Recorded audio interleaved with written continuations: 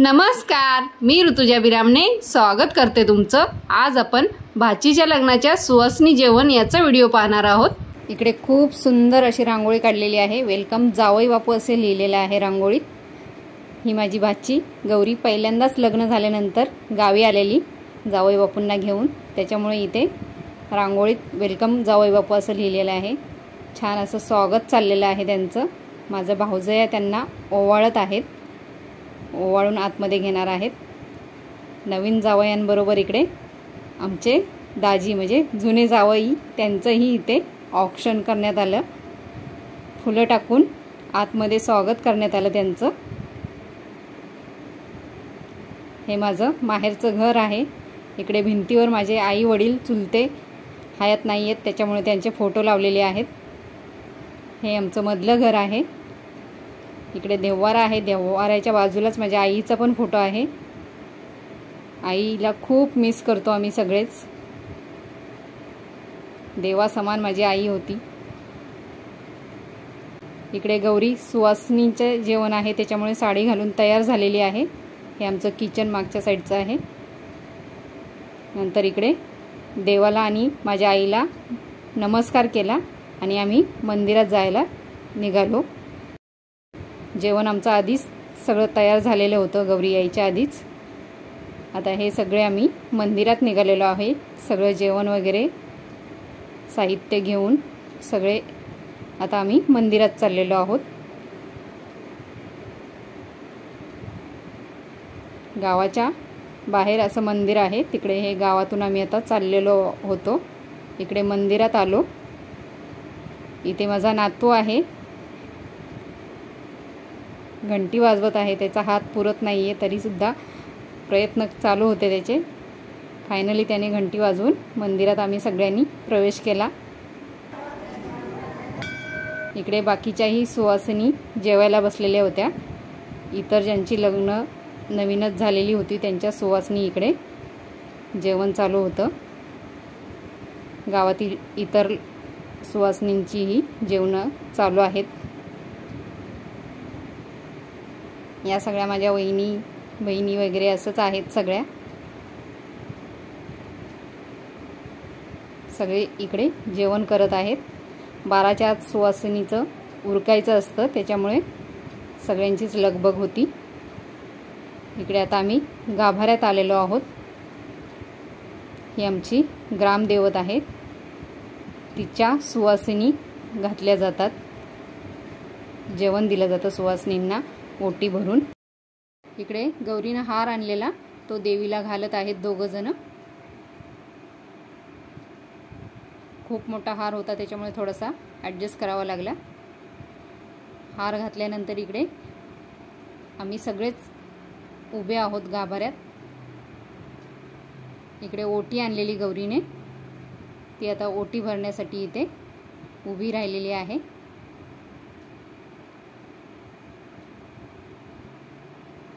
हे पहा, गौरी आता देवीची साडी चोळीने ओटी भरत आहे।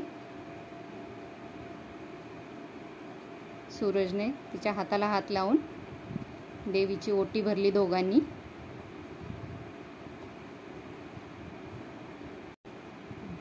देवीला हळदी कुंकू दोघांनीही लावलं आणि नमस्कार केला ओटी भरून झाल्यानंतर। नंतर थोडीशी आरती केली देवीची।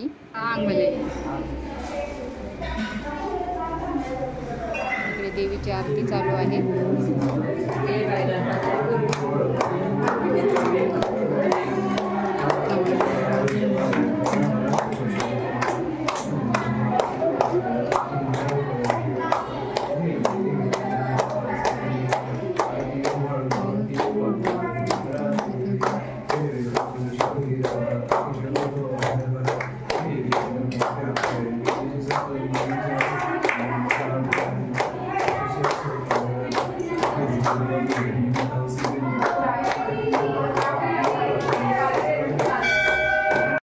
इकडे देवीची आरती झाल्यानंतर बाजूला गणपतीची मूर्तीची आरतीही केली आणि नंतर देवीला नैवेद्य दाखवला।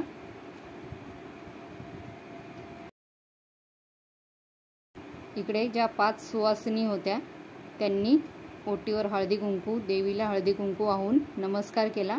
आमच्याकडे अशी पद्धत आहे, ज्या सुवासिनी असतात त्या ओटीला म्हणजे ओटीवर हळदी कुंकू वाहून देवीला नमस्कार करतात। म्हणजे 5 जणींच्या हस्ते ही ओटी देवीला अर्पण केली जाते। तशा या 5 जणी आता देवीला नमस्कार करत आहेत, ओटीला आणि देवीलाही। इकडे माझी बहीण आहे, तिनेही नमस्कार केला। नंतर माझ्या वहिनीने ओटी आणलेली, त्याही ओटी भरत आहेत देवीची।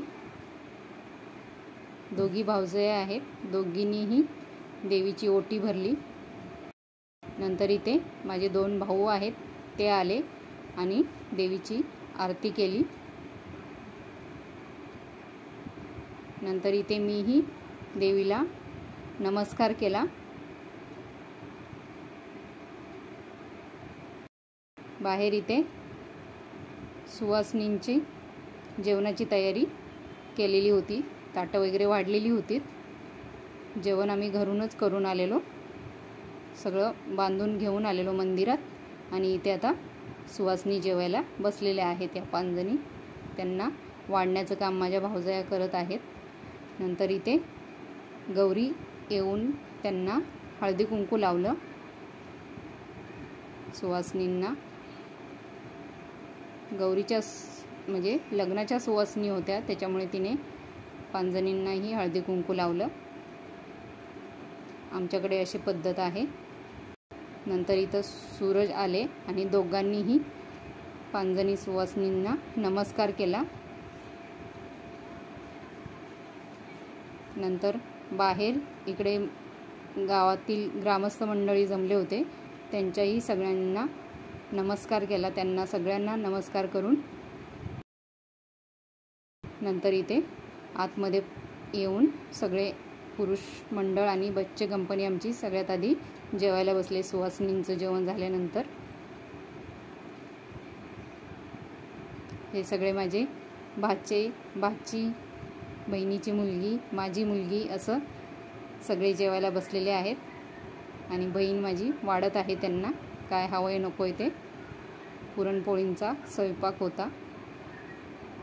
त्यांचं झाल्यानंतर इथे आम्ही माझ्या बहिणी आणि भावजया आणि गौरी आम्ही असे जेवायला बसलो इकडे मंदिरातच। नंतर आम्ही सगळ्यांनी एकत्र नमस्कार केला देवीला, एक फोटो काढून घेतला। हा व्हिडिओ कसा वाटला तो नक्की सांगा। आवडला तर लाईक, शेअर, कमेंट करायला विसरू नका। धन्यवाद।